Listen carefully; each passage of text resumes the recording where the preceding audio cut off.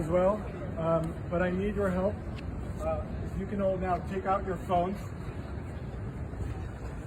because I need your help. So please take out your phones, put it on video. I'm going to stand here because I want everyone to see where I'm standing. I want everyone to see where we are.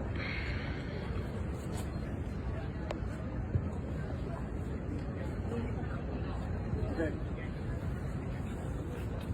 So everyone, please take out your phones because I want this message to get to every parent who sent their kids to Columbia University and trusted their kids and their children's safety with us. I want this message to get to every parent in America who sends their kids to NYU, to Harvard, to Stanford, to Berkeley.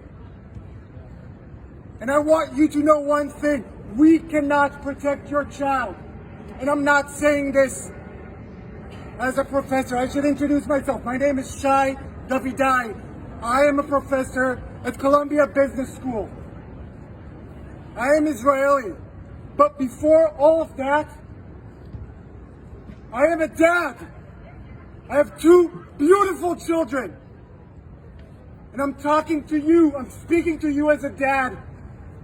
And I want you to know, we cannot protect your children from pro-terror student organizations because the president of Columbia University will not speak out against pro-terror student organizations, because the president of Harvard University, because the president of Stanford, because the president of Berkeley, they will not speak out against pro-terror student organizations. Last Saturday, 14 U.S. citizens were kidnapped into Gaza with 200 other Israeli, French, German, and other nationalities. 14 citizens of the U.S. are right now kidnapped in Gaza. And yet the president of the university is giving her support to pro-terror student organizations.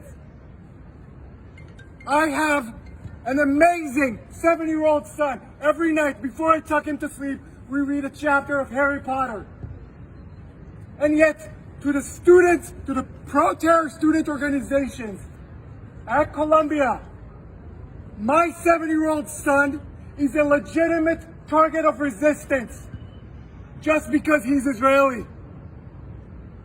I have a 2-year-old daughter, a feisty 2-year-old daughter. She has two songs that are her favorite, Baby Shark and Shake It Off by Taylor Swift. And yet, to the pro-terror student organizations on campus here and at Harvard and at NYU and at Stanford and at Berkeley and at Northwestern, my 2-year-old daughter is a legitimate target of resistance. That is what they are selling. You are allowed to murder and kidnap my 2-year-old daughter in the name of resistance. And none of the presidents of universities all around the country are willing to take a stand. This is what cowards do. And I'll name it now. President Minouche Shafik of Columbia University, you are a coward. Because if President Biden can come up and say, no, this is unacceptable, this is inhumane, and if Eric Adams, the mayor of New York City, is able to say, this is not okay, then where are you, President Shafik of Columbia University? We are waiting for you to eradicate all pro-terror student organizations from campus. Last week, we had thousands of students chanting pro-terror songs that are sung right now in Iraq, in Libya, in Yemen, in Afghanistan. They were singing this not in Gaza, not in Afghanistan, here in New York City. And this is the school that you want to send your children to. They were celebrating the rape of teenage girls in a music festival in the name of resistance. They were celebrating this.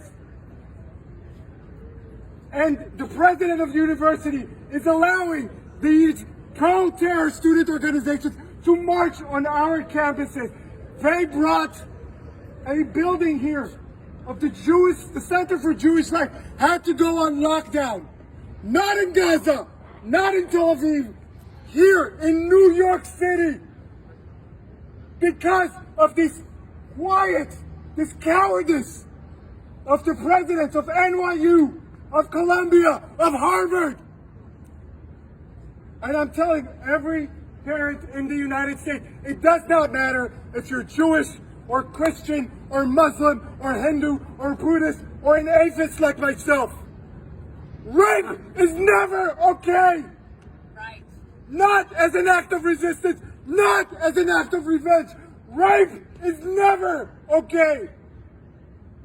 And if my amazing 2-year-old daughter was now 18 years old, I would never send her to Columbia.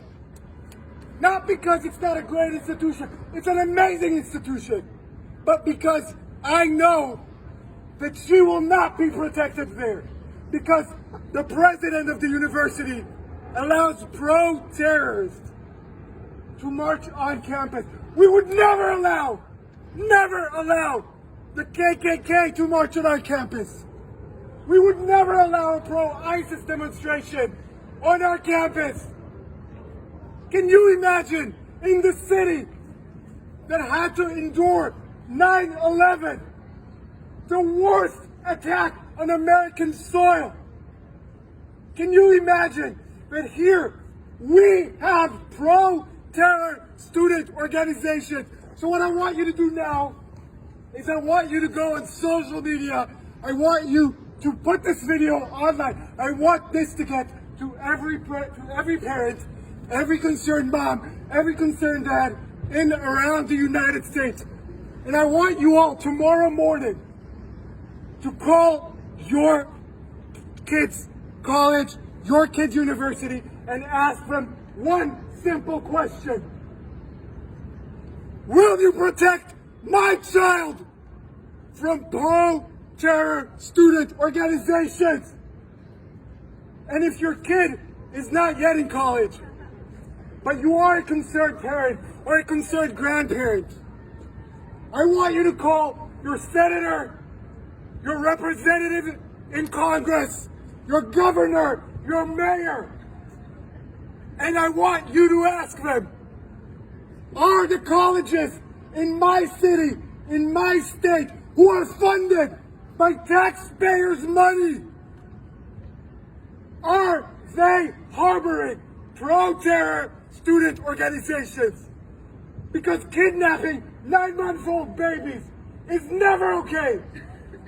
Rape is never okay. Murdering 89-year-old grandmothers who have Alzheimer's and do not know what is going on, shooting them in the head, executing them, is never okay. I'm sorry I'm getting emotional. I'm only emotional because I am a parent. People have asked me in the past few days, are you not afraid to speak up? You're putting your job on the line. You got it all wrong. I am not afraid to speak up. I am speaking up because I'm afraid.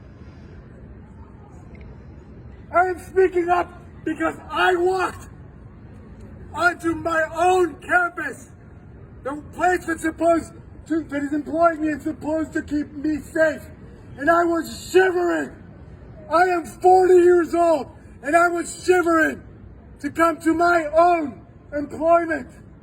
Imagine not being able to go to your work because your boss does not value your life, because your boss supports pro-terror organizations.